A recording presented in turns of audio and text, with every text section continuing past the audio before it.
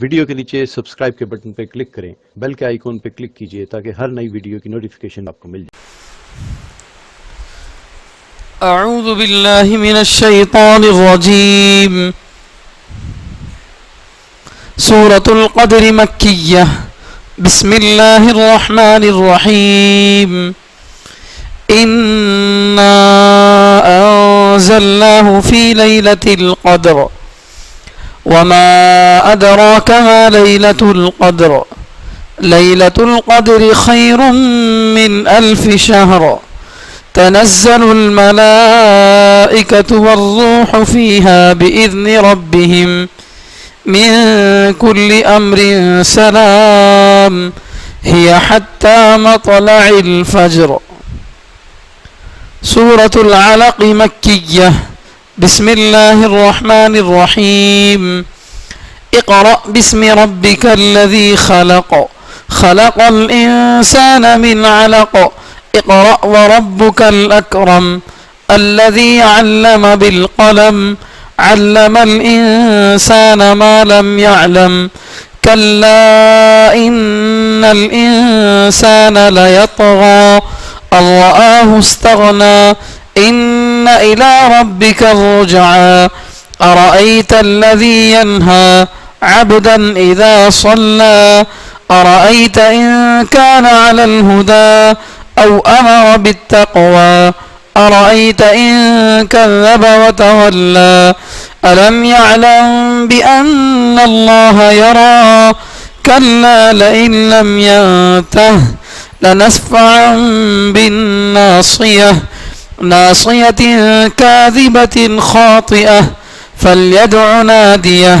سندع الزبانية كلا لا تطعه واسجد واقترب۔ صدق اللہ العظیم۔ اس وقت آپ کے سامنے 2 صورتیں تلاوت کی گئی ہیں۔ اگر وقت باقی رہا تو انشاءاللہ سورۃ التین اس کی بھی کچھ تفسیر آپ کے سامنے آ جائے گی۔ ابھی جو پہلی صورت پڑھی گئی ہے سورۃ القدر، یہ سورۃ القدر مکی صورت ہے اور اس میں 5 آیتیں ہیں۔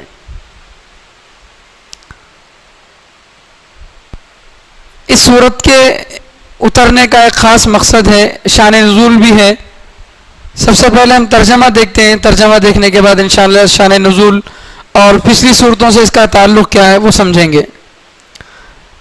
اللہ تعالیٰ فرماتے ہیں انا انزلناہ، یقیناً ہم نے اس کو اتارا، اس کو یعنی قرآن کو اتارا، فی لیلۃ القدر، اہمیت والی رات میں، وما ادراک، اور آپ کو کیا پتہ ہے، ما لیلۃ القدر، کہ قدر والی رات، عزت والی رات کیا ہے، اہمیت والی رات کیا ہے۔ لیلۃ القدر، اہمیت والی رات، خیر، بہتر ہے، من 1000 شہر، 1000 مہینوں سے، اہمیت والی رات 1000 مہینوں سے بہتر ہے۔ تنزل، اترتے ہیں، الملائکۃ، فرشتے، والروح، اور روح یعنی جبریل علیہ السلام، فیہا، اس رات میں، بِإِذْنِ رَبِّهِمْ، اپنے رب کی اجازت سے۔ فرشتے اور روح اس رات میں اترتے ہیں اپنے رب کی اجازت سے، من کل امر، ہر چیز کو لے کر، سلام، سلامتی والی ہے وہ رات، ہی حتی مطلع الفجر، فجر کے طلوع ہونے تک۔ یہ سورہ مشہور سورہ ہے اور عام طور سے رمضان میں شب قدر میں اس کی تفسیر ہمارے سامنے آتی ہے، اور اس کا شان نزول کیا ہے وہ بھی آپ جانتے ہیں۔ ایک مرتبہ اللہ کے نبی صلی اللہ علیہ وسلم نے صحابہ کے سامنے بنی اسرائیل کے ایک اللہ والے کا ذکر کیا۔ بنی اسرائیل میں ایک اللہ والا تھا جو 1000 سال تک اللہ کے راستے میں جہاد کرتا تھا، دن میں جہاد کرتا تھا، رات بھر نمازیں پڑھتا تھا، 1000 سال تک اس نے اللہ کی عبادت کی۔ یہ بات جب صحابہ نے سنی تو صحابہ کے دل میں ایک مایوسی سی پیدا ہو گئی کہ ہم اگر اتنی عبادت کرنا چاہیں تو نہیں کر سکتے، اس لیے کہ اس امت کی عمر 60-70 سال کے درمیان میں ہے، تو وہ بندہ تو 1000 سال تک اللہ کے راستے میں جہاد کرتا رہا، اس کی عمر کتنی ہوگی، اور اس کے علاوہ اور بھی کیا کیا نیک اعمال اس نے کیے ہوں گے. ہم اگر اس طرح سے نیک اعمال کرنا چاہیں تو ہمارے لیے جو ہے موقع بھی نہیں ہے، ہمارے پاس اتنی عمر بھی نہیں ہے. یہ صحابہ کے دل میں ایک جو ہے خیال پیدا ہوا. اس وقت اللہ تبارک و تعالیٰ نے یہ سورہ اتارا ہے، اور مسلمانوں سے اللہ تعالیٰ یہ کہنا چاہتے ہیں کہ اگر کوئی آدمی صرف ایک شب قدر میں عبادت کر لے تو پھر اس 1000 سال کی عبادت کے برابر ہے. ایک رات بھی اگر شب قدر کی کسی کو نصیب ہو جائے، ایک شب قدر بھی نصیب ہو جائے تو پھر وہ 1000 سال سے بھی زیادہ بہتر عبادت کرنے کا ثواب اس کو ملے گا. تو اس سے جو ہے اللہ تعالیٰ صحابہ کو تسلی دیے. ایسے ہی اور بھی بہت سارے مقامات ہیں، بہت ساری راتیں اور بہت سارے دن ایسے ہیں کہ جن میں عبادت کرنے سے بڑا ثواب ملتا ہے. جیسے جمعے کے دن عصر کی نماز کے بعد اپنی جگہ سے اٹھنے سے پہلے اللہم صلی علی محمد النبی الامی وعلی آلہ وسلم تسلیما، یہ درود شریف ہے. اس کو پڑھنے کا ثواب یہ لکھا ہے حدیث کی کتابوں میں کہ 80 سال کی عبادت کا ثواب لکھا جائے گا، اور 80 سال کے نام اعمال سے گناہ معاف کر دیے جائیں گے. تو جمعے کے دن 5 منٹ لگتے ہیں اتنا درود پڑھنے کے لیے. اللہم صلی علی محمد النبی الامی وعلی آلہ وسلم تسلیما. تو اگر کوئی آدمی 80 مرتبہ یہ درود پڑھتا ہے اللہ تعالیٰ اس کو 80 سال کی عبادت کا ثواب عطا فرماتے ہیں. اسی طرح جمعے کا دن اہمیت والا دن ہے. جمعے کے دن میں ایک گھڑی ایسی ہے کہ اگر اس میں آدمی کچھ بھی مانگتا ہے اللہ تعالیٰ اس کو عطا فرماتے ہیں. اور بھی بہت ساری راتیں ہیں، شب برات ہے، دوسری بھی عبادت کے موقع ہیں. رمضان کا پورا مہینہ عبادت کا ہے، اور اسی طرح ذی الحج کے شروع کے دن ہے، محرم کے دن ہے. ان سب دنوں کو اللہ تعالیٰ نے ہمارے لیے اس لیے دیا ہے کہ ان دنوں میں تھوڑے وقت میں عبادت کرنے سے آپ کو آدمی کو بہت بڑا ثواب ملتا ہے.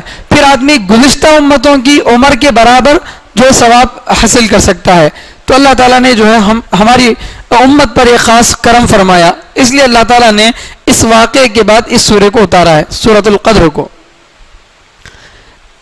اس سورت کا پچھلی صورتوں سے کنیکشن ہے، جیسا کہ آپ کو بالکل شروع میں بتایا گیا تھا کہ قرآن کے 2 معنی ہیں. قرآن کا ایک معنی پڑھنا اور قرآن کا ایک معنی ہے ملانا. تو پڑھنا اس لیے قرآن کو کہا جاتا ہے کیونکہ قرآن ہی وہ کتاب ہے جو دنیا میں سب سے زیادہ پڑھی جاتی ہے. مسلمان تو مسلمان، غیر مسلم بھی اس کو پڑھتے ہیں اور بہت زیادہ پڑھتے ہیں.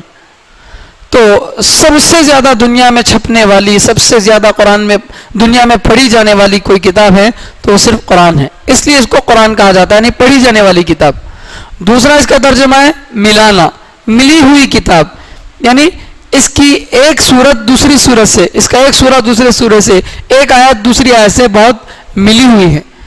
ایسا نہیں کہ اللہ تعالیٰ جو بھی چاہے بول دیے، بلکہ اللہ تعالیٰ بہت عمدہ ترتیب کے ساتھ اللہ نے قرآن کو اتارا ہے. تو اس اعتبار سے اگر دیکھا جائے تو یہ جو سورۃ القدر ہے اور اس سے پہلے اقرأ بسم ربک الذی خلق، یہ 2 سوریں ہیں. اس سے پہلے سورۃ التین والتین والزیتون، یہ تینوں سورتوں کا ایک خاص کنیکشن ہے. وہ کنیکشن کیا ہے؟ اللہ تعالیٰ والتین والزیتون والے سورے میں یہ فرما رہے ہیں لقد خلقنا الانسان فی احسن تقویم، کہ ہم نے انسان کو اچھے ڈھانچے میں، عمدہ ڈھانچے میں پیدا کیا. انسان کی جو بناوٹ ہے وہ دوسری مخلوقات سے بہت بہترین ہے. دوسرے جانور ہیں، پرندے ہیں، جتنی بھی مخلوقات اللہ نے پیدا کی ہیں ان سب کی بناوٹ میں سب سے بہترین بناوٹ اللہ نے انسان کو عطا فرمائی ہے. بلکہ چھوٹی دنیا ہے انسان، دنیا کی ہر چیز کا ایک چھوٹا سا نمونہ اللہ تعالیٰ نے انسان کے اندر رکھ دیا ہے. اس کے اندر آنکھیں سمندر کی طرح ہیں، اس کے گھٹنے جو ہے پہاڑوں کی طرح ہیں، اس کے ہتھیلیاں بنجر زمین کی طرح ہے، اس کے ہاتھ اور بدن اور پیر کے وہ حصے جہاں پر بال اگتے ہیں وہ زرخیز زمین کی طرح ہے.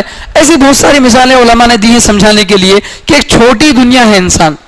تو اللہ نے انسان کو بہت اچھے ڈھانچے میں پیدا کیا، اور پھر انسان میں اللہ نے خیر اور شر دونوں کی صلاحیت رکھی ہے.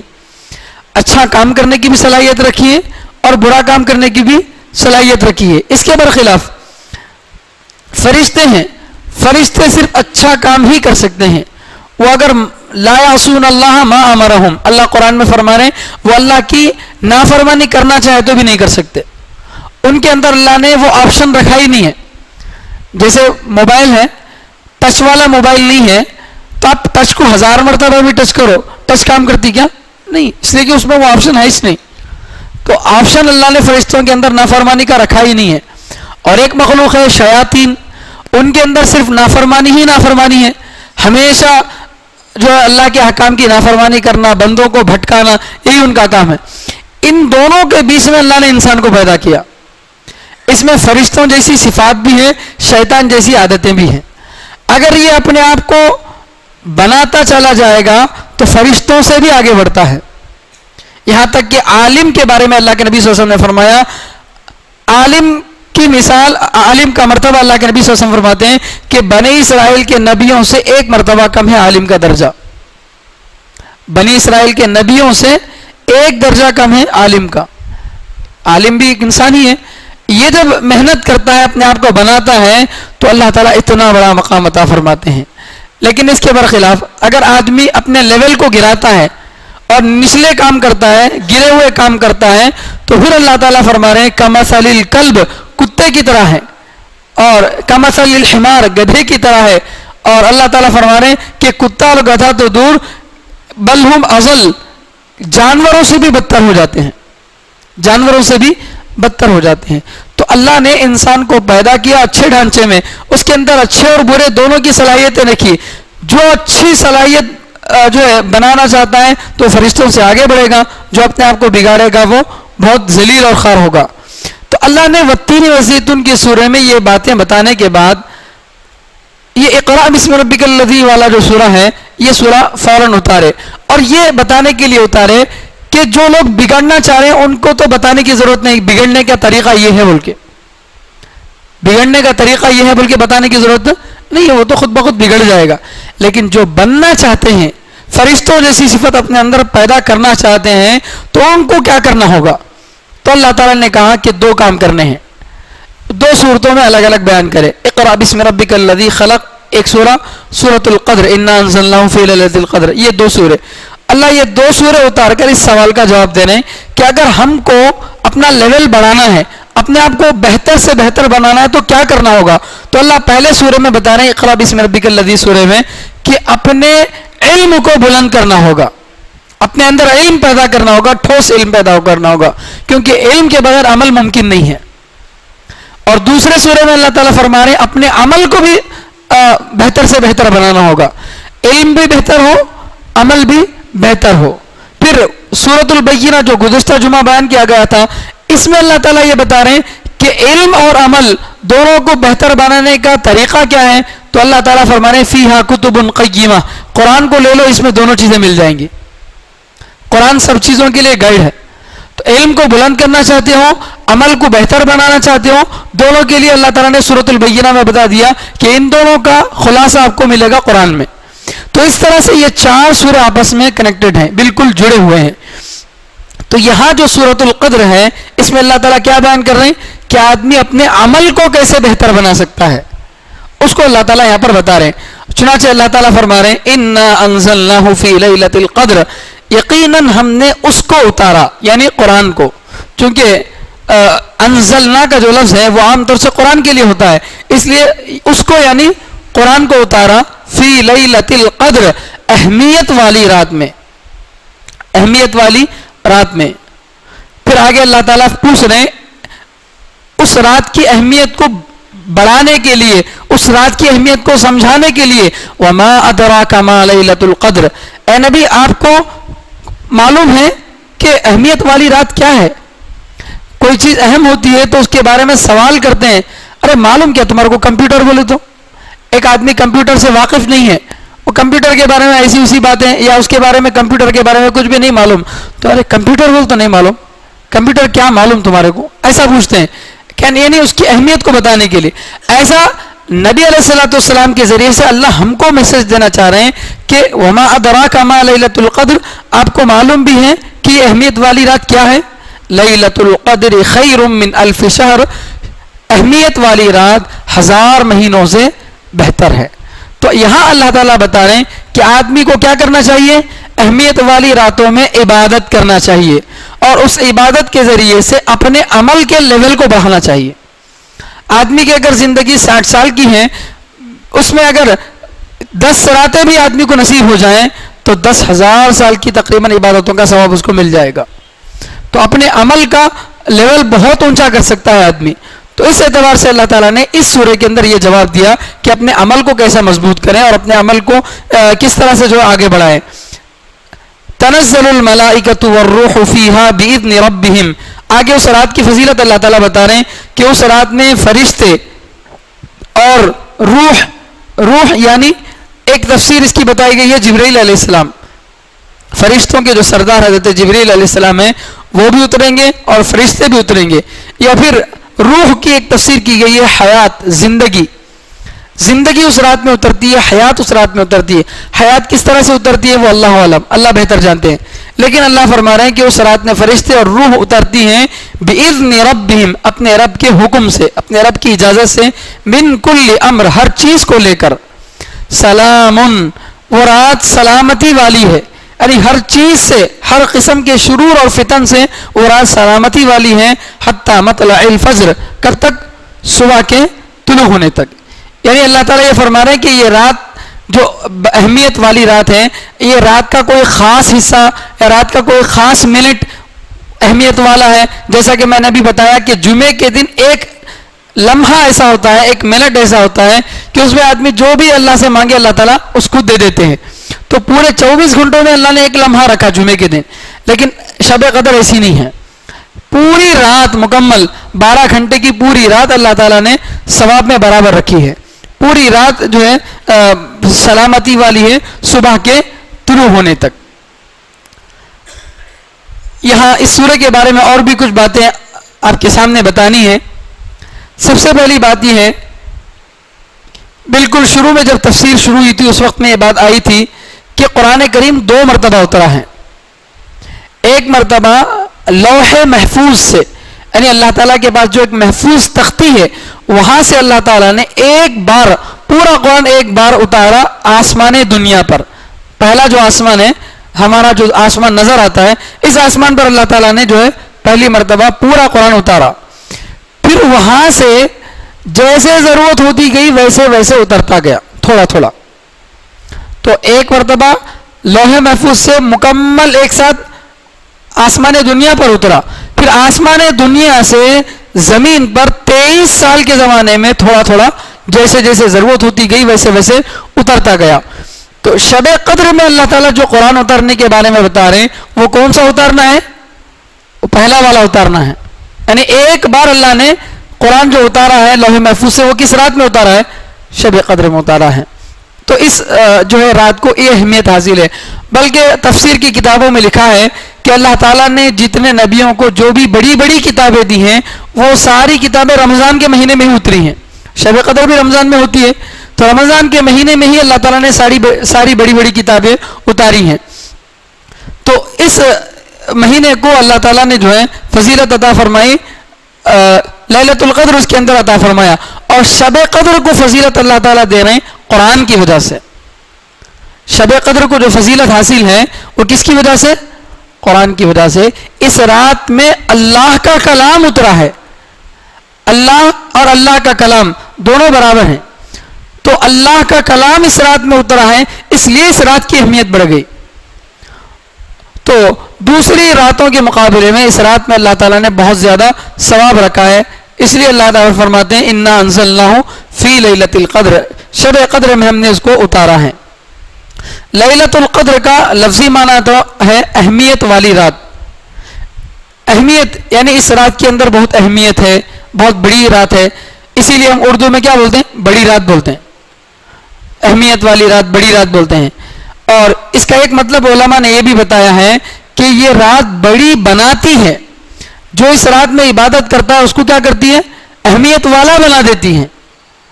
اور لیلۃ القدر کا ایک مطلب یہ بھی ہے کہ اس رات میں اللہ تعالیٰ تقدیر لکھتے ہیں، قدر کے معنی تقدیر، اللہ تعالیٰ انسانوں کی جو سال بھر کی آئندہ سال کی جو مکمل تقدیر ہے، اس سال انسانوں کے لیے کس کس کی موت لکھی ہوئی ہے، کون کون پیدا ہونے والا ہے، کس کو کتنی روزی ملے گی، کس کو کتنی عمر ملے گی، یہ ساری چیزیں اللہ تعالیٰ جو ہے اس رات میں فرشتوں کے ہاتھ میں دے دیتے ہیں.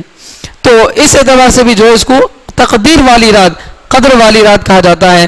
اور آگے اسی رات کی عظمت کو سمجھانے کے لیے اللہ کے نبی صلی اللہ علیہ وسلم سے اللہ تعالیٰ پوچھ رہے ہیں وما ادراک ما لیلۃ القدر لیلۃ القدر خیر من الف شہر. شب قدر جو ہے 1000 مہینوں سے بہتر ہے. 1000 مہینوں سے کتنا بہتر ہے وہ اللہ نے نہیں بتایا. 1000 مہینوں سے کتنا بہتر ہے وہ اللہ تعالیٰ نہیں بتایا. 1000 مہینوں سے بہتر ہے. پھر آدمی کا جس کا جتنا اخلاص زیادہ ہوگا اس کو اتنا زیادہ اللہ تعالیٰ ثواب عطا فرمائیں گے. کم از کم 1000 مہینے کی عبادت کا اس کو ثواب ملے گا. اور اس سے بڑھ کر جو جتنے اخلاص سے زیادہ کام کرے گا اس کو اتنا زیادہ ثواب ملتا جائے گا. اور اس رات میں اللہ تعالیٰ خاص طور پر فرشتوں کو اتارتے ہیں. جبریل علیہ السلام کو اتارتے ہیں. کیا آواز سے اتارتے ہیں؟ وہ تقدیر لے کر اترتے ہیں. تقدیر لے کر اترتے ہیں اور ایمان والوں سے ملاقات کرتے ہیں. اور جو بھی بندہ عبادت میں رہتا ہے اس سے ملاقات کرتے ہیں. اسی لیے حدیث کی کتابوں میں آتا ہے، در منصور کی ایک روایت میں ہے کہ حضرت علی رضی اللہ تعالیٰ نے حضرت عمر رضی اللہ تعالیٰ سے کہا کہ میری خواہش ہے کہ شب قدر جس دن بھی ہو، رمضان کے جس دن بھی ہو، اور فرشتے اس رات اتریں تو ایمان والے سب عبادت میں رہیں. ایسی کوئی ترتیب بنا لی جائے. میری خواہش ہے کہ جس رات بھی فرشتے اتریں اس رات سارے ایمان والے کیا کر رہے ہوں؟ عبادت کر رہے ہوں. ایسی کوئی ترتیب بنا لی جائے. تو حضرت عمر رضی اللہ تعالیٰ نے مشورے سے تراویح کا نظم بنایا کہ تراویح کے اہتمام سے کیا ہوتا ہے، ساری مسجد ایک ساتھ اللہ کی عبادت میں لگی ہے. مرد گھر میں پڑھ رہے ہیں اور مرد مسجد میں پڑھ رہے ہیں، عورتیں گھر میں پڑھ رہی ہیں، سب کے سب ایک ساتھ اللہ کی عبادت پہ مصروف ہیں. گھنٹہ، 1.5 گھنٹہ، 2 گھنٹے، جس کو جتنا وقت ملا اتنا اللہ تعالیٰ کی عبادت میں لگا ہوا ہے. تو یہ جو ہے عبادت کی ترتیب ان 2 صحابہ نے بنایا ہے، اللہ ان کو جزائے خیر دے. ان کی اس ترتیب کی وجہ سے رمضان کی تمام راتوں میں ہم کو عبادت کرنے کا موقع مل جاتا ہے. ورنہ رمضان کے علاوہ 11 مہینے میں کیا کوئی بندہ مسجد میں عشاء کی نماز پڑھنے کے بعد 20 رکعت نفل نماز پڑھتا ہے؟ اور 20 رکعت نفل نماز کوئی پڑھا بھی تو اتنا لمبا قرآن پڑھ کے پڑھتا ہے؟ نہیں پڑھتا. توفیق نہیں ہوتی. لیکن ان 2 صحابہ کا ہم پر بڑا احسان ہے کہ انہوں نے ایسا نظام بنا دیا جس کی وجہ سے ہر آدمی عبادت میں لگ جاتا ہے. ہر آدمی عبادت میں لگ جاتا ہے. تو ایسا نظام جو اس وقت میں بنایا گیا.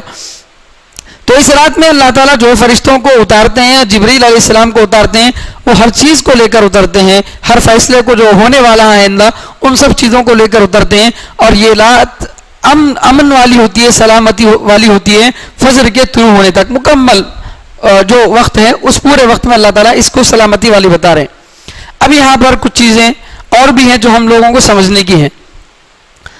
ہمارے یہاں کرنول کے اندر خاص طور پر یہ رواج ہے اور آندھرا وغیرہ میں کہ ہم لوگ بڑی رات 10 بجے کے بعد سمجھتے ہیں.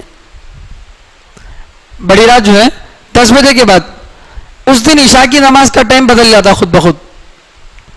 مغرب کی نماز کا وقت جو ہی شروع ہوا، رات شروع ہو گئی، اسی وقت سے عبادت شروع ہو سکتی ہے. جس کو بشاشت ہو 10 بجے رات تک مکمل 4 گھنٹے عبادت کر سکتا ہے، لیکن نہیں کریں گے. وہ پورا وقت برباد کریں گے کھانے میں، پینے میں، کپڑے پہننے میں، سلانے میں، اس میں. پھر 10 بجے کے بعد ان کو بڑی رات شروع ہوتی. اور بڑی رات کے اندر اور ایک مصیبت یہ ہے کہ جہاں بھی آپ حدیثوں کو اٹھا کر دیکھ لیجئے، اللہ کے نبی صلی اللہ علیہ وسلم نے شب قدر کے بارے میں خاص کر یہ نہیں فرمایا کہ شب قدر اسی رات میں ہونے والی ہے، بلکہ تعین آپ نے نہیں کی. کیونکہ جو چیز اہم ہوتی ہے اسے چھپایا جاتا ہے. اہم چیزوں کو چھپایا جاتا ہے، کھلم کھلا نہیں بتایا جاتا. تو اہم ہونے کی وجہ سے اس کو تلاش کرنے کا حکم دیا گیا. تحرو، اللہ کے نبی صلی اللہ علیہ وسلم نے فرمایا کہ شب قدر کو تلاش کرو. اور حدیثوں کے اندر تقریباً 40 اقوال ملتے ہیں کہ شب قدر کب ہے.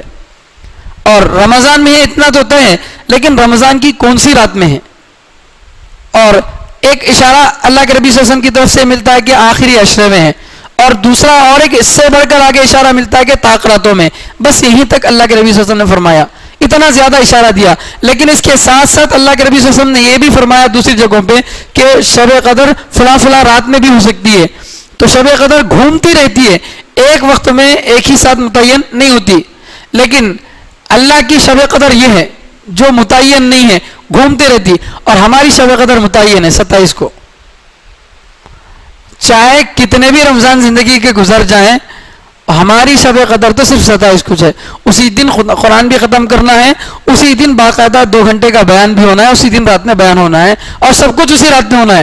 اس سے پہلے 21, 23, 25 جو بیچارہ جس کو اہمیت معلوم ہے وہ بیچارہ محنت کر لیتا. اس کے بعد کی جو رات آتی ہے 29ویں رات, اس کو تو کوئی پوچھ کر بھی نہیں دیکھتا. اب ہو گیا شب قدر ختم تو رمضان ختم. ایک شب قدر وہ ہے جو اللہ نے رسول اللہ صلی اللہ علیہ وسلم نے بتایا, یعنی جو متعین نہیں ہے, اسے تلاش کرو, وہ بدلتے رہتی ہے. اس لیے پورا رمضان مکمل عبادت میں لگاؤ. اسی مقصد سے حضرت علی رضی اللہ تعالیٰ نے, حضرت عمر رضی اللہ تعالیٰ نے ایسا نظام بنایا کہ رمضان میں جس رات میں بھی شب قدر آ جائے تو ہم کو عبادت کا موقع مل جائے. تو ان صحابہ کے ذہن میں یہ تھا کہ شب قدر ایک دن متعین نہیں ہے. ایک شب قدر تو وہ تھی, اور ایک شب قدر ہماری ہے جو ہر سال برابر 27 تاریخ کو ہی آتی ہے. اس رواج کو ختم کرنا ضروری ہے. یہ رواج ہی ہے جو ہم نے بنا لیا ہے, ورنہ کسی حدیث سے آپ کو صاف الفاظوں میں نہیں ملتا کہ جو شب قدر 27 کو ہے. اور دین کا کوئی مسئلہ جو نبی علیہ السلام نے طے نہ کیا ہو اور صحابہ نے طے نہیں کیا ہو, اسے اگر ہم اپنی طرف سے طے کر لیتے ہیں, یہ بھی بدعت ہے. یہ بھی ایک بدعت ہے, اسے چھوڑنا ضروری ہے. اس لیے ایسی ترتیب بنائی جائے کہ رمضان میں کسی وقت 29 کو قرآن ختم ہو, کسی وقت 27 کو ختم ہو, کسی وقت 25 کو ختم ہو. ایک ہی رات کو متعین کر کے اسی رات میں ختم کرانا, اسی رات کو شب قدر بنانا, یہ غلط ہے جو ہمارے درمیان بہت زیادہ چلتا ہے. تو یہ جو ہے سورۃ القدر کا خلاصہ ہے. اور بھی باتیں انشاءاللہ رمضان کے موقع پر آپ لوگ سنتے ہیں. اس سے اوپر والا ہے سورۃ العلق. سورۃ العلق مکیہ, سورہ علق مکی سورت ہے, اور اس کے اندر 19 آیتیں ہیں پوری. بسم اللہ الرحمن الرحیم. شروع کرتا ہوں اللہ کے نام سے جو بڑا مہربان نہایت رحم کرنے والا ہے. اللہ فرما رہے اقرأ, اے نبی پڑھیے, اقرأ پڑھیے, بسم ربک اپنے رب کے نام سے, الذی خلق جس نے پیدا کیا. پڑھیے اپنے رب کے نام سے جس نے پیدا کیا. خلق پیدا کیا, الانسان انسان کو, من علق جمے ہوئے خون سے. انسان کو پیدا کیا جمے ہوئے خون سے, خون کے لوتھڑے سے. اقرأ پڑھیے, وربک الاکرم اور آپ کا رب اکرم ہے, کرم کرنے والا ہے, عزت والا ہے. الذی جس نے, علم سکھایا, بالقلم قلم کے ذریعے سے, جس نے سکھایا قلم کے ذریعے سے. علم الانسان سکھایا انسان کو, ما وہ چیزیں, لم یعلم جو وہ نہیں جانتا تھا. اس سورہ کے اندر 2 مضمون ہیں.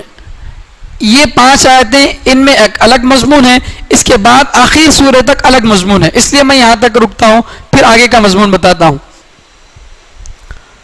ابھی جیسا کہ میں آپ کے سامنے بتایا تھا کہ والتین والزیتون میں اللہ تعالیٰ یہ بتا رہے ہیں کہ انسان کو ہم نے بہترین ڈھانچے میں پیدا کیا, اور انسان کو خیر اور شر, اچھے اور برے دونوں کی صلاحیتیں دی ہیں.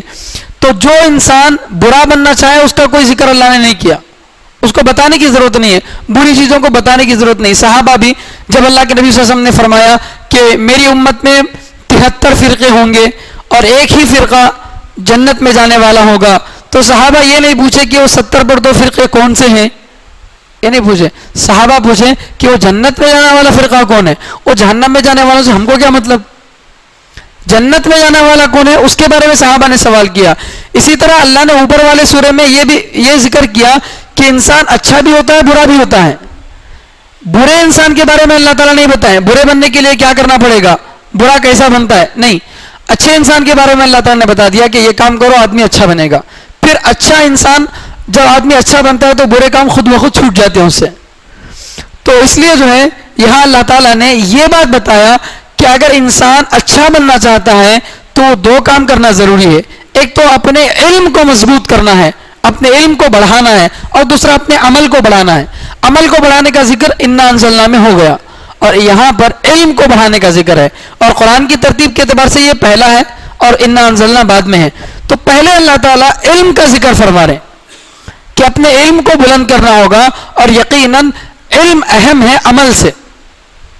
علم اہم ہے عمل سے, کیونکہ بغیر علم کے عمل نہیں ہو سکتا. ہاں, لیکن جو علم بغیر عمل کے ہو وہ بھی بیکار ہے, یہ بات بھی اپنی جگہ ہے, لیکن اہمیت تو علم کو حاصل ہے. حضرت امام مالک رحمۃ اللہ علیہ فرماتے ہیں من تصوف ولم يتفقه فقد تزندق,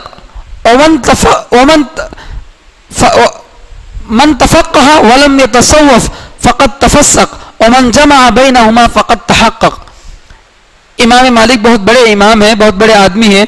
حضرت فرماتے ہیں من تصوفا, جو صرف عمل میں لگا رہے, عبادتوں میں لگا رہے, ولم يتفقه, فقہ حاصل نہیں کیا, علم حاصل نہیں کیا, فقط تزندق, تو وہ ایک دن کافر بنے گا. میری بات نہیں ہے, امام مالک اتنے بڑے آدمی ہیں, وہ فرماتے ہیں اگر کوئی آدمی صرف صوفی بن کر رہا, عبادت کر رہا ہے, علم سے کوئی واسطہ نہیں ہے اس کو, نماز کے مسائل نہیں معلوم, نماز کے سورے صحیح نہیں ہے, نماز کے اندر فرض کیا ہے, واجب کیا ہے, غسل کے فرائض کیا ہے, واجب کچھ بھی نہیں معلوم, صرف الا اللہ کرتے بیٹھا ہے, تو اس کی عبادت اس کو ایک دن کفر تک پہنچا سکتی ہے, کفر تک پہنچا سکتی ہے. اسی لیے اللہ کے نبی صلی اللہ علیہ وسلم نے فرمایا کہ ایک عالم شیطان کے لیے 1000 عابدوں سے بھاری ہے. ایک عالم شیطان کے لیے 1000 عابدوں سے, 1000 عبادت کرنے والوں سے بھاری ہے. 1000 عبادت کرنے والوں کو بھٹکانا بہت آسان ہے. تھوڑی سی عبادت کر لیا, علم نہیں ہے تو وہ خوش ہو جاتا, اور قرآن کا غلط مطلب بتانا یا ایسے ایسے کاموں میں لگ جاتا کہ جن کا علم سے, دین سے کوئی تعلق ہی نہیں ہوتا, اور اپنے آپ کو اللہ والا سمجھتا ہے, اور ایسے ایسے کام کر بیٹھتا ہے جن کی وجہ سے وہ آدمی بہت نچلے درجے کا ہو جاتا ہے. تو اس لیے سب سے پہلے علم ضروری ہے. تو اسی لیے امام مالک فرماتے ہیں کہ جو علم حاصل نہ کرے, صرف عبادتوں میں لگا رہے, مسائل وغیرہ سے, علم سے کچھ بھی واقفیت نہیں ہے, تو ایسا آدمی ایک دن کافر بن سکتا ہے.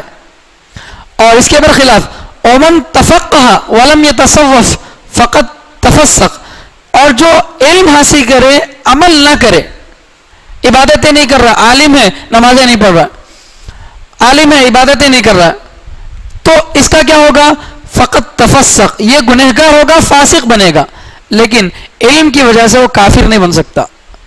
تو علم ایسی چیز ہے جو آدمی کو کفر کے دہانے پر جانے سے روکتی ہے.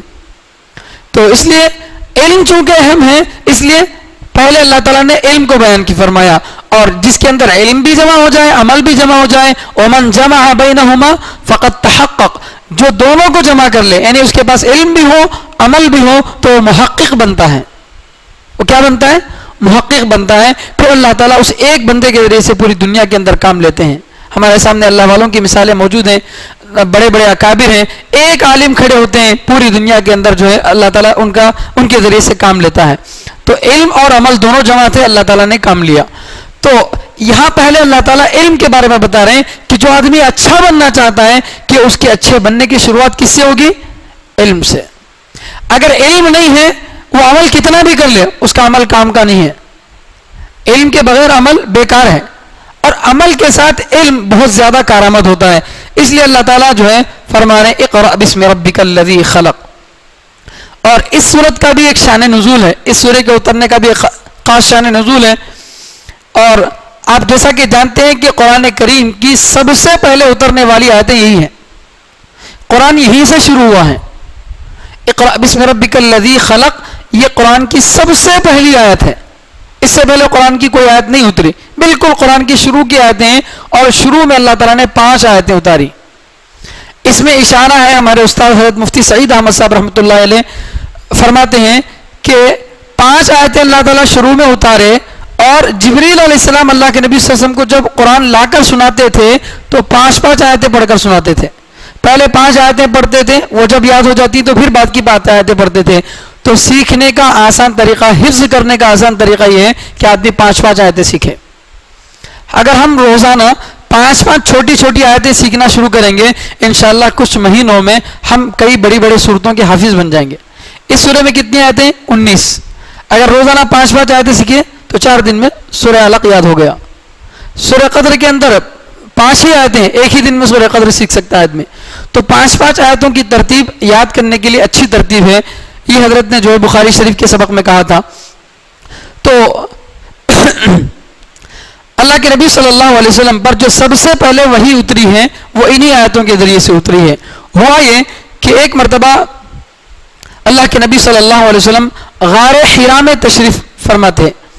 جبل نور ایک پہاڑ ہے، اس پہاڑ میں ایک غار ہے جس کو بولتا ہے غار حرا. اس غار میں اللہ کے نبی صلی اللہ علیہ وسلم کچھ دنوں کے کھانے پینے کی چیزیں لے جاتے تھے، وہاں بیٹھ کر اللہ کی عبادت کرتے تھے.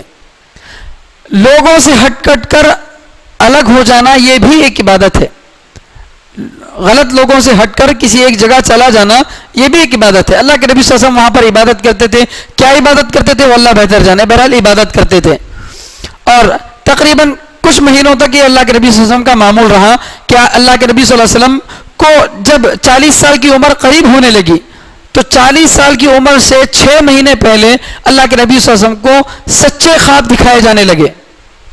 سچے خواب کا مطلب یہ ہے کہ نبی بننے، آپ صلی اللہ علیہ وسلم 40 سال کی عمر میں نبی بنے تو 40 سال لگنے میں بھی 6 مہینے باقی تھے. اس وقت سے اللہ کے نبی صلی اللہ علیہ وسلم کو خواب نظر آنے لگے. جو کچھ رات میں خواب میں دیکھتے تھے دن میں بالکل اسی طرح سے ہوتا تھا. اس خواب کا کسی کو مطلب پوچھنے کی ضرورت نہیں پڑتی تھی، بالکل سچے خواب اللہ کے نبی صلی اللہ علیہ وسلم کو نظر آتے تھے. تو گویا یہی سے آپ کو نبی بنانے کے لیے اللہ تعالیٰ نے ایک ماحول بنانا شروع کر دیا. اب توا گرم ہونا شروع ہوا ہے. نبی بننے سے پہلے اللہ تعالیٰ نے سچے خوابوں کا سلسلہ شروع کیا. اسی طرح اللہ کے نبی صلی اللہ علیہ وسلم کو نبی بنائے جانے سے کچھ مہینے پہلے اللہ کے نبی صلی اللہ علیہ وسلم کے اندر یہ معمول تھا کہ آپ صلی اللہ علیہ وسلم لوگوں کی شرک سے، بت پرستی سے پریشان ہو کر، ان سے ناراض ہو کر وہاں سے ہٹ کر مکہ مکرمہ سے کچھ دور میں ایک پہاڑ تھا، اس پہاڑ میں ایک غار تھا، غار حرا، وہاں جا کر جو ہے عبادت میں لگے رہتے تھے. اپنے گھر والوں کا انتظام کر کے وہاں پر چلے جاتے تھے، وہاں پر رہ کر عبادت کرتے تھے. تو نبی بننے سے پہلے اللہ تعالیٰ نے آپ کو لوگوں سے ہٹایا، یہ بھی ایک عبادت ہے. پھر یہاں پر حضرت ہمارے استاد محترم فرماتے ہیں کہ آدمی اگر ہٹ کٹ کر رہے گا اور اپنے آپ کو بنانے پر لگے گا، پتھر بھی ہوگا تو ہیرا بن جائے گا. اور اگر ہیرے جیسا آدمی بھی ہے، لوگوں میں گھل مل گیا اور اپنے آپ کو، اپنے علم کو بھول گیا تو پھر ہیرا بھی ہوگا تو زیرہ بن جائے گا. تو اس لیے اللہ تعالیٰ نے ماحول سے، اس ماحول سے، شرک والے ماحول سے اللہ کے نبی صلی اللہ علیہ وسلم کو ہٹایا اور پھر وہاں پر غار حرا میں آپ صلی اللہ علیہ وسلم جاتے تھے اور 2-2 3-3 دن کا، کچھ دنوں کا سامان لے جاتے تھے اور جب وہ ختم ہوتا تو پھر واپس آتے تھے. تو ایک دن ایسے ہی اللہ کے نبی صلی اللہ علیہ وسلم واپس آ رہے تھے تو اچانک آواز آئی. آپ دیکھیں پیچھے کی طرف کوئی نہیں ہے، سامنے کی طرف کوئی نہیں ہے، دائیں بائیں کوئی نہیں ہے. اچانک اوپر کی طرف نظر پڑی تو حضرت جبرائیل علیہ السلام ہیں. تو حضرت جبرائیل علیہ السلام تھے. حضرت جبرائیل علیہ السلام آئے اور آتے ہی اللہ کے نبی صلی اللہ علیہ وسلم کو زور سے پکڑ کر دبائے اور دبا کر بولے اقرا، پڑھیے. یہ حکم کس کو کہہ رہے؟ نبی علیہ السلام کو. اور نبی علیہ السلام پڑھے لکھے نہیں تھے. آپ صلی اللہ علیہ وسلم تو کیا، آپ صلی اللہ علیہ وسلم جس شہر میں رہتے تھے، جس ملک میں رہتے تھے، اس ملک میں بھی کوئی پڑھا لکھا نہیں تھا. وہ جگہ ہی ایسی تھی جو دنیا کی ہر چیز سے کٹی ہوئی تھی. وہاں صرف لڑائی فساد خرابیاں ہی تھی، وہاں کوئی پڑھا لکھا نہیں تھا. تاریخ کی کتابوں میں لکھا ہے کہ پورے عرب کے اندر صرف 17 لوگ پڑھنا لکھنا جانتے تھے پورے ملک کے اندر. آج ایک گھر میں 17 لوگ پڑھنا لکھنا جانتے ہیں. پورے عرب میں صرف 17 لوگ پڑھنا لکھنا جانتے تھے، باقی کوئی نہیں جانتا تھا. تو اللہ کے نبی صلی اللہ علیہ وسلم سے کہہ رہے ہیں کہ آپ پڑھیے زور سے دبا کر. اب آپ سوچ کر دیکھیے، ایک آدمی پہاڑی زمین میں، آس پاس کوئی نہیں ہے، ایک اچانک سے اجنبی آدمی آ رہا ہے اور آپ کو زور سے دبا کر کہہ رہا ہے کہ پڑھیے. کتنا زور سے دبا کر کہہ رہے ہیں کہ میری جان نکلنے کے قریب ہو گئی، اتنا زور سے دبا رہے ہیں. اور پھر چھوڑ دیے. ایک مرتبہ دبا کر چھوڑ کے بولے اقرا، پڑھیے. تو اللہ کے نبی صلی اللہ علیہ وسلم نے فرمایا ما انا بقاری، میں پڑھا لکھا نہیں ہوں. پھر دوسری مرتبہ زور سے پکڑے، پھر آپ کو دبایا، پھر کہا کہ پڑھیے.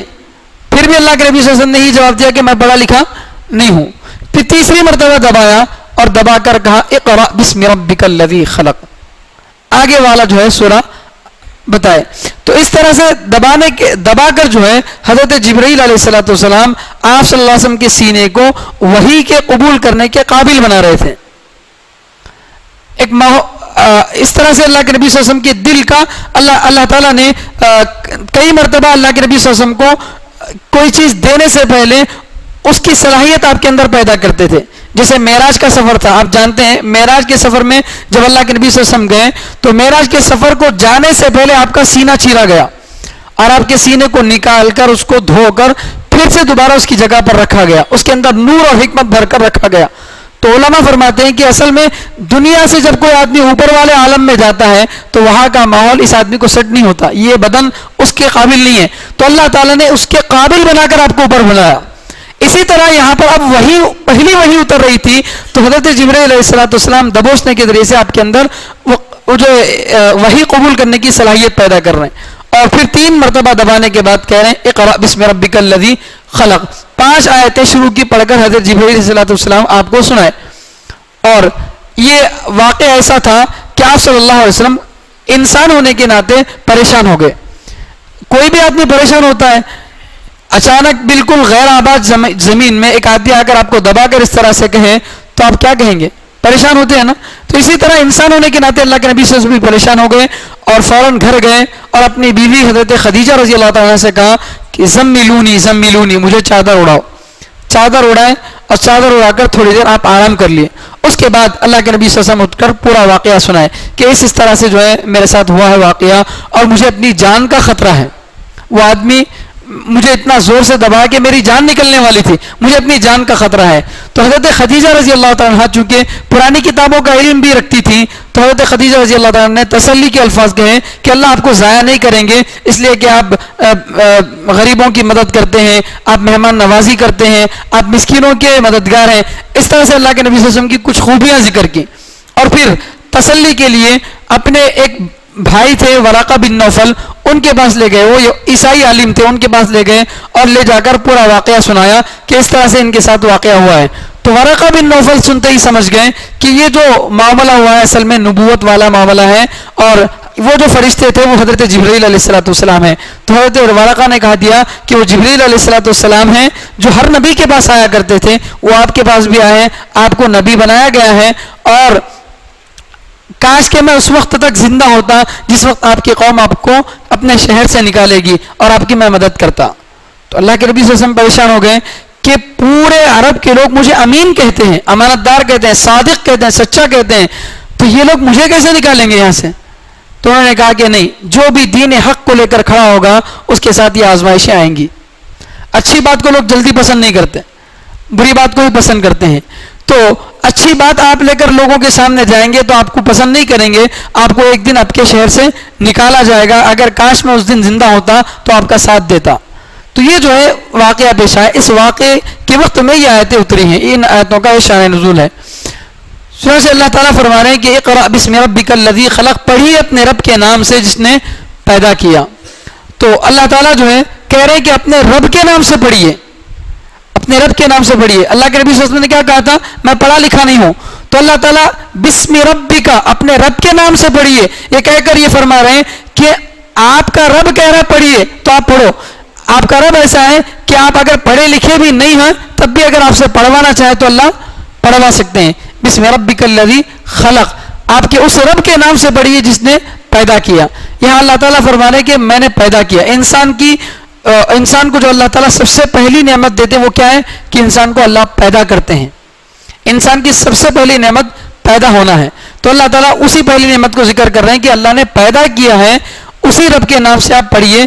خلق الانسان من علق, اللہ نے سب کو پیدا کیا لیکن خاص طور پر انسان کا اللہ تعالیٰ ذکر کر رہے ہیں. انسان کو جمے ہوئے خون سے اللہ تعالیٰ نے پیدا کیا, انسان کو جمے ہوئے خون سے پیدا کیا. انسان پہلے جو ہے مٹی, آگ اور ہوا, پانی سے ایک غذا کی شکل میں تبدیل ہوا, غذا سے جو ہے نطفے کی شکل میں تبدیل ہوا, پھر یہ نطفہ عورت کے رحم میں جاتا ہے تو پھر وہ کچھ دن رہنے کے بعد خون کا لوتھڑا بنتا ہے, جمع ہوا خون بنتا ہے.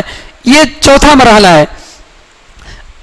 پہلے عنصر کی شکل میں تھا، یعنی مٹی وغیرہ کی شکل میں تھا، پھر غذا بنا، پھر غذا سے منی کا قطرہ بنا. اب چوتھے نمبر پہ آدمی کیا بن رہا ہے؟ جمع ہوا خون بن رہا ہے. پھر اس کے بعد آدمی گوشت کا ٹکڑا بنتا ہے. پھر چھٹویں نمبر پہ اس میں اللہ تعالیٰ ہڈیاں لگاتے ہیں. پھر ساتویں نمبر پہ اللہ تعالیٰ ہڈیوں پر گوشت لگاتے ہیں. تو یہ 7 مرحلوں سے انسان جو ہے گزرتا ہے. اللہ تعالیٰ نے درمیان والے کا ذکر کیا، علق کے معنی جمع ہوا خون. یہ انسان کی پیدائش کے 7 مرحلوں میں سے 20 والا مرحلہ ہے، چوتھا مرحلہ. اس کو اللہ تعالیٰ یہاں پر ذکر کر رہے ہیں.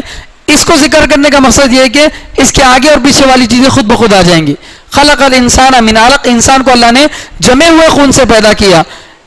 یہ میں سب اس لیے بتا رہا ہوں کیونکہ کوئی یہ کہہ سکتے ہیں کہ بھئی اللہ تعالیٰ تو انسان کو مٹی سے پیدا کرے، تو یہاں جمے ہوئے خون سے بول رہے نا. اللہ تعالیٰ کہیں بول رہے ہیں کہ انسان کو اپنی قدرت سے پیدا کرے، یہاں پر جمے ہوئے خون سے بول رہے نا. تو اس کا مطلب یہ ہے کہ جمع ہوا خون 20 والا حصہ ہے. اس سے پہلے کے 3 مرحلے، اس کے بعد کے 3 مرحلے. تو 20 والی چیز کو ذکر کر کے آگے اور پیچھے والی چیزوں کو اللہ تعالیٰ مراد لے رہے ہیں کہ انسان کو ان سارے مرحلوں سے گزار کر اللہ نے پیدا کیا. اقرأ وربک الاکرم، آپ پڑھیے، آپ کا رب بڑا کریم ہے. تو پہلی مرتبہ بھی پڑھنے کا ذکر آ رہا، دوسری مرتبہ بھی پڑھنے کا ذکر آ رہا. پہلے پڑھنے کا حکم دے خود پڑھنے کے لیے، اور دوسری مرتبہ اقرأ آ رہا ہے دوسروں کو پڑھانے کے لیے. پہلے جو اقرأ آیا وہ کیا واسطے ہے؟ خود پڑھنے کے لیے. اقرأ آپ خود پڑھیے. پھر دوسری مرتبہ اقرأ آ رہا ہے کیا واسطے؟ دوسروں کو پڑھانے کے لیے. تو پڑھنا خود کے لیے بھی ہوتا ہے، دوسروں کو پڑھانے کے لیے بھی ہوتا ہے. جب دوسروں کو پڑھانے کی نیت سے پڑھیں گے تو ہی آدمی کا علم بنتا ہے. تو اقرأ وربک الاکرم، آپ کا رب بہت بڑا کریم ہے. الذی علم بالقلم، جس نے انسان کو کس سے سکھایا؟ قلم کے ذریعے سے سکھایا.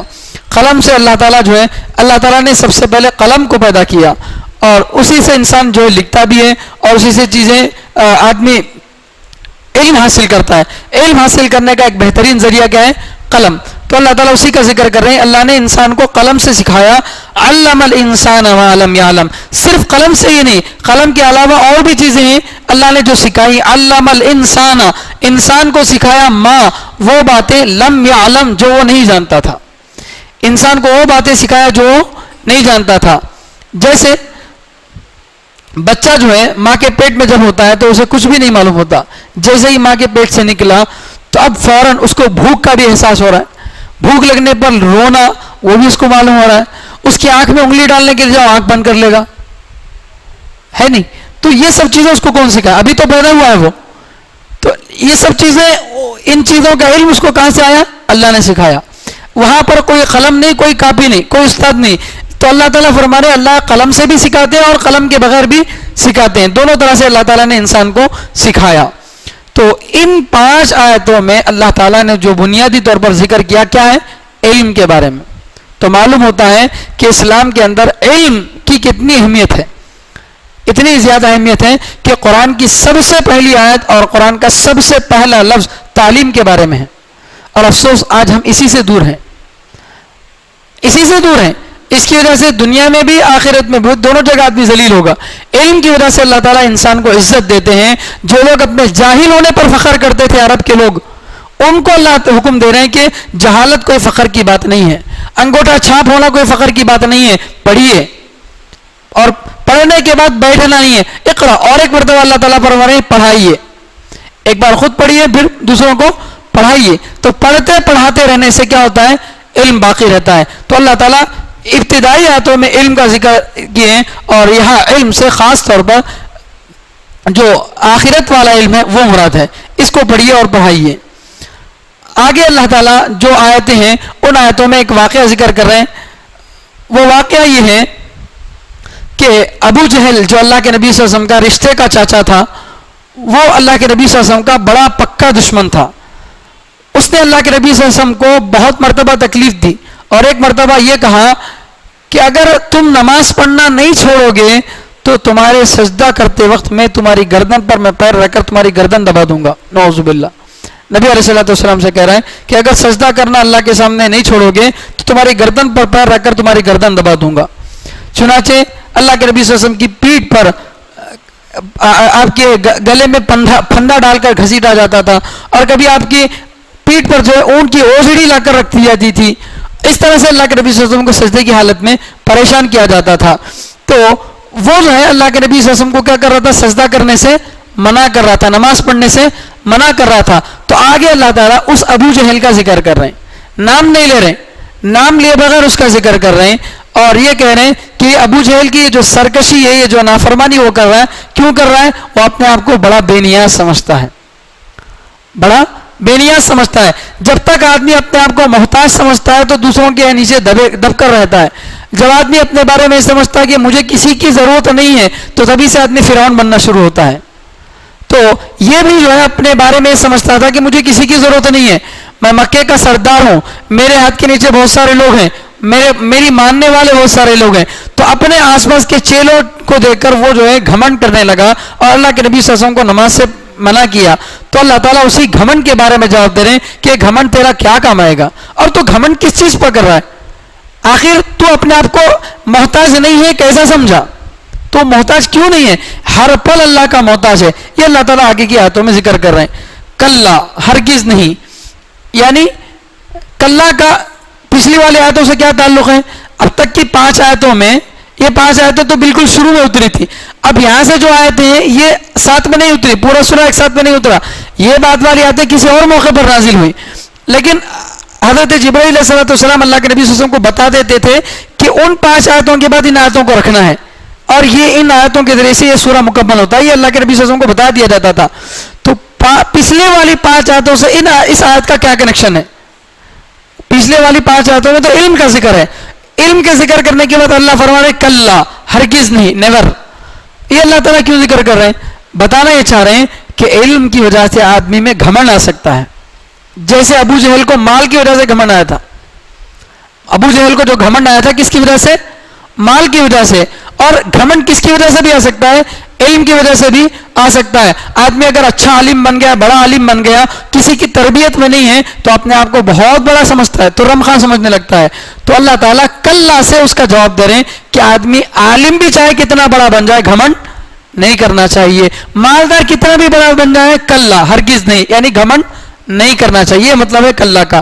ان الانسان لیطغی، یقیناً انسان سرکشی کرتا ہے، نافرمانی کرتا ہے، سرکشی کرتا ہے. کیوں؟ ارآہ استغنا، اس لیے کہ وہ اپنے آپ کو بے نیاز سمجھتا ہے، اپنے آپ کو بے نیاز سمجھتا ہے. یعنی سمجھتا ہے کہ مجھے کسی کی ضرورت نہیں ہے، میں خود اپنی ساری ضرورتوں کا کفیل ہوں، مجھے کسی کی ضرورت نہیں ہے. آدمی اپنے آپ کو بے نیاز سمجھتا ہے تو کیا کرتا ہے؟ گھمنڈ کرنے لگتا ہے، تکبر کرنے لگتا ہے. تو اللہ تعالیٰ فرما رہے ہیں گھمنڈ کس بات کا؟ ان الی ربک الرجعی، یقیناً تمہارے رب ہی کی طرف لوٹنا ہے، تمہارے رب کی طرف ہی لوٹنا ہے. تو اگر ابو جہل گھمنڈ کر لے گا یا کوئی عالم اپنے علم پر گھمنڈ کر لے گا تو آخر گھمنڈ کر کے کرے گا کیا؟ جانا کس کے پاس ہے؟ اللہ ہی کے پاس ہے. تو وہاں جائے گا تو بھی اللہ کا محتاج رہے گا، اور یہاں دنیا میں رہتے ہوئے ہر پل اللہ کا محتاج ہے.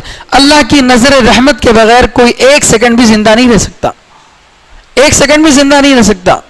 تو اللہ تعالیٰ اس کے گھمنڈ کا جواب دے رہے ہیں. انسان کو گھمنڈ نہیں کرنا چاہیے، نعمت کا اظہار الگ چیز ہے اور اس پر گھمنڈ کرنا، اترانا، یہ الگ چیز ہے. تو اس لیے اللہ تعالیٰ گھمنڈ سے منع کرتے ہوئے بتا رہے ہیں ان الی ربک الرجعی، یقیناً تمہارے رب ہی کی طرف لوٹنا ہے. جب تم کو مرنا ہے، مرنے کے بعد اللہ کے پاس جانا ہے اور اللہ کے سامنے محتاج بن کر پیش ہونا ہے، تو پھر دنیا میں گھمنڈ کس بات کا؟ اس لیے گھمنڈ نہیں کرنا چاہیے.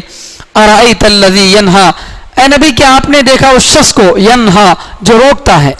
ارأیت، اے نبی کیا آپ نے دیکھا، الذی اس شخص کو، ینہا جو روکتا ہے، کس کو؟ عبدن ایک بندے کو، اذا صلی جب وہ نماز پڑھے. اے نبی کیا آپ نے دیکھا اس شخص کو جو نماز پڑھنے والے بندے کو روکتا ہے. ارأیت ان کان علی الہدی، اے نبی آپ کا کیا خیال ہے، ان کان علی الہدی اگر وہ نماز پڑھنے والا ہدایت پر ہو، او امر بالتقوی یا وہ تقوی کا، اللہ سے ڈرنے کا حکم دے. ارأیت ان کذب وتولی، اے نبی آپ کا کیا خیال ہے کہ اگر وہ جھٹلائے اور تولا منہ موڑے. الم یعلم بان اللہ یری، کیا وہ نہیں جانتا کہ اللہ دیکھ رہا ہے. ان آگے آنے والی آیتوں میں اللہ تعالیٰ یہ فرما رہے ہیں کہ ابو جہل جو اللہ کے نبی صلی اللہ علیہ وسلم کو نماز پڑھنے سے روکتا تھا، سجدہ کرنے سے روکتا تھا، اور یہ دھمکی دیتا تھا کہ اگر نعوذ باللہ آپ سجدہ کریں گے تو میں آپ کو مار دوں گا. تو اللہ تعالیٰ فرما رہے ہیں کہ یہ روک کس کو رہا ہے؟ اس شخص کو، انکان علی الہدا، جس کو روک رہا ہے وہ ہدایت کا سراسر ہدایت والا ہے، یعنی نبی. جس کو روک رہا ہے وہ کون ہے؟ ہدایت کا ذریعہ نبی ہے، اور خود بھی ہدایت پر ہے، اور امر بالتقوی، دوسروں کو بھی تقوی کا، اللہ سے ڈرنے کا حکم دے رہے ہیں، یعنی خود بھی اپنے اعتبار سے صحیح راستے پر ہیں اور دوسروں کو بھی صحیح راستے کا حکم دے رہے ہیں. تو اچھے کام سے روکنا فی نفسی غلط ہے، نماز پڑھنے سے روکنا غلط کام ہے. ابو جہل وہ کام کر رہا تھا، لیکن یہاں کچھ اور چیزیں بھی جمع ہو گئی جس کی وجہ سے اس کا کام اور بھی زیادہ غلط ہو گیا. کیا کہ نماز پڑھنے سے روکنا غلط ہے، اور وہ بھی کس کو؟ نبی کو، جو خود ہدایت پر ہیں اور دوسروں کو نیک کام کا حکم دے رہے ہیں. تو ایسے نبی کو نماز پڑھنے سے روکنا یہ اور بھی بڑا گناہ ہے. اور روکنے والا کیسا ہے؟ ان کذب وتولی، وہ جھٹلاتا ہے اور منہ موڑتا ہے، قیامت کو جھٹلاتا ہے، اللہ کو جھٹلاتا ہے، اللہ کے حکام سے منہ موڑتا ہے. تو بولنے والا اتنا گھٹیا درجے کا، اور جس کو روک رہا ہے وہ اتنے بڑے، تو پھر روکنے کا کوئی سوال ہی نہیں پیدا ہوتا. بات سمجھ میں آ رہی؟ روکنے والا ابو جہل ہے، قیامت کو جھٹلانے والا، اللہ کے حکام سے منہ موڑنے والا، یہ بالکل سب سے ذلیل انسان ہے.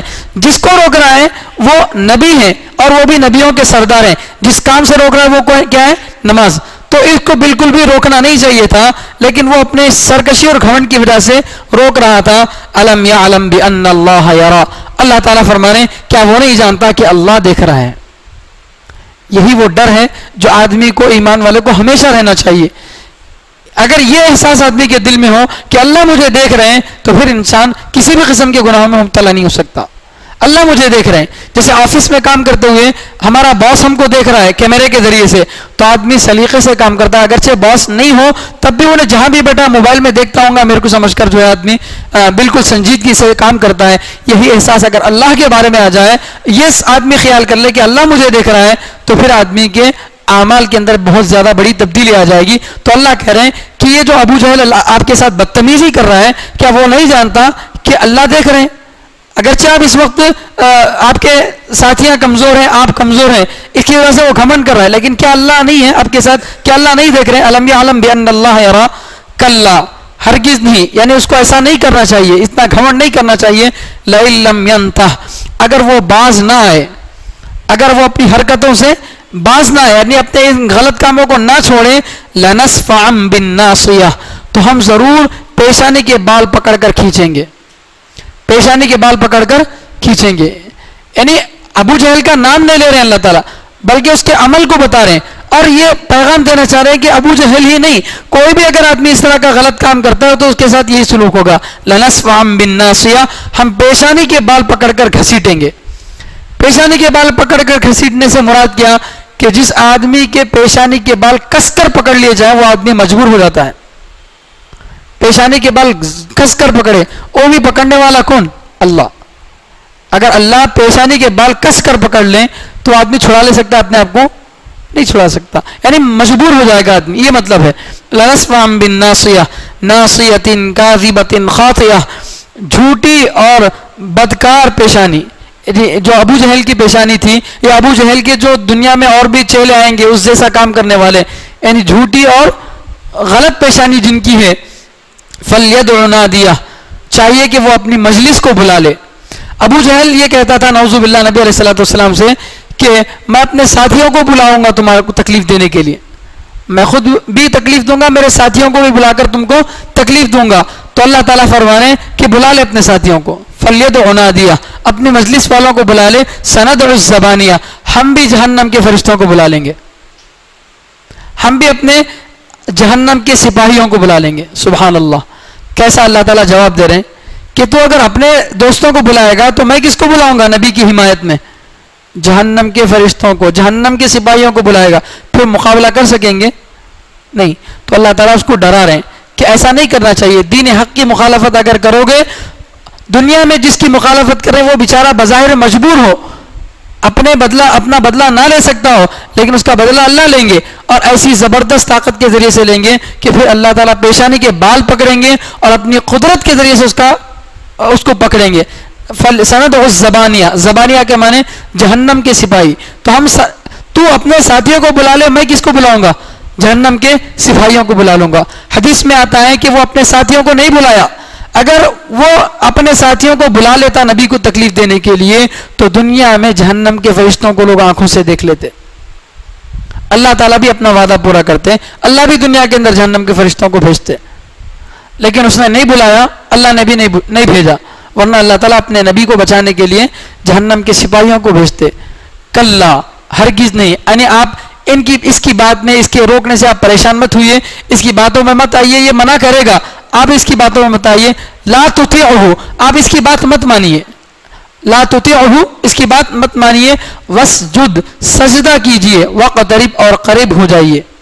یعنی سجدہ کرنے سے آدمی کیا ہوتا ہے, اللہ کے قریب ہوتا ہے. تو آپ سجدہ کیجئے. سجدہ کرنے سے مراد کیا ہے, نماز پڑھنا. سجدے سے مراد نماز پڑھنا ہے. نماز کے اندر جو اہم چیز ہے وہ کیا ہے, سجدہ ہے. اسی لیے علماء لکھتے ہیں کہ اگر کوئی آدمی صحیح معنی میں سجدہ نہیں کر سکتا تو اس کا کرسی پر بیٹھ کر نماز پڑھنا, نیچے بیٹھ کر نماز پڑھنا دونوں برابر ہے. قیام کرنا ہے, لیکن سجدے پر اگر طاقت نہیں ہے تو پھر یہی اصل عبادت ہے. اس پر اگر طاقت نہیں ہے تو پھر باقی چیزوں کا اعتبار نہیں ہے. تو اس لیے نماز کے اندر جو اصل جان ہے وہ سجدہ ہے. تو اللہ تعالیٰ سجدے کا ذکر کر رہے ہیں کہ سجدہ کیجئے وقترب, اور اللہ سے قریب ہو جائیے. تو سجدے میں دعا کرنے سے اور سجدے میں اللہ سے مانگنے سے آدمی اللہ سے قریب ہوتا ہے. تو یہ جو ہے اللہ تعالیٰ اپنے نبی علیہ الصلوۃ والسلام کو آخر میں فرما رہے ہیں کہ اس کی بات مت مانیے. نبی تو اس کی بات ماننے والے نہیں تھے, لیکن نبی کے واسطے سے اللہ ہم سب کو کہہ رہے ہیں کہ ایسے ابو جہل دنیا میں آتے رہیں گے. ہمارے بھی زمانے کا ایک ابو جہل ہے, اور اس کے بعد کے بھی ابو جہل آتے رہیں گے, اور وہ اپنی سرکشی کرنے کی کوشش کریں گے, ستانے کی, مسلمانوں کو نماز سے روکنے کی, مسجدوں کو بند کرنے کی کوششیں کرتے رہیں گے. لیکن ہم کو پریشان ہونا نہیں ہے. کیوں؟ اس لیے کہ اگر وہ شرارت کرتے ہیں تو ان کو دیکھنے والا کون ہے, اللہ. اگرچہ ہمارے پاس حکومت نہیں ہے, ہمارے پاس پاور نہیں ہے, لیکن جس کے پاس پاور ہے وہ اس کو دیکھ لے گا. یہ اللہ تعالیٰ ہم کو تسلی دے رہے ہیں کہ تمہارا دشمن کتنا بھی بڑا ہو ڈرنے کی ضرورت نہیں ہے. تمہارا کام کیا ہے, اللہ سے لو لگاؤ, پھر اللہ تعالیٰ دشمنوں سے خود بخود نمٹ لیں گے. اللہ تعالیٰ سے دعا ہے کہ اللہ تعالیٰ ہم سب کو کہنے سننے سے زیادہ عمل کرنے کی توفیق عطا فرمائے. سبحان اللہ وبحمدہ, سبحانک اللہم وبحمدک, ونشہد ان لا الہ الا انت, ونستغفرک ونتوب الیک.